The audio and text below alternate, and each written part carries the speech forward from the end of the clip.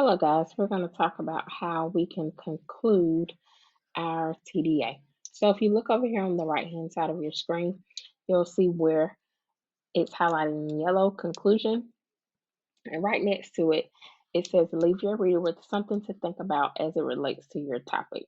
So, that's what I want you to think about when you get ready to conclude your writing. So, for example, in our text for our TDA, it talks about how Connor changes over time. Let's go back and look at the prompt. It says, in what ways does Connor change as a character throughout the story? Use evidence from the text to support your response. So, because it's asking how Connor changes, you can use one of these sentence starters here to help you. So, let's look at the first one, for example.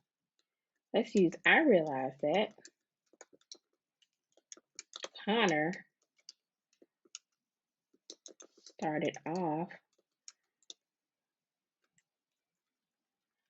selfish, but in the end, he was grateful. And guys, you can also use more than one sentence starter over here. I could continue this and say, this makes me think that it is better to be grateful than show selfishness. So the important thing that I want you to know or remember when you're getting ready to write your own conclusion is that you're leaving the reader with a final thought that relates to what you're talking about.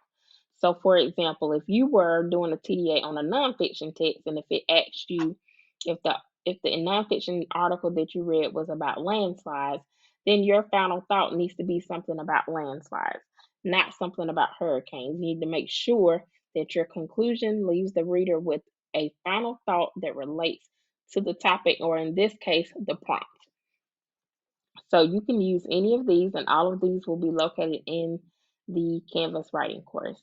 All right, guys, get working. If you have any questions, come see me.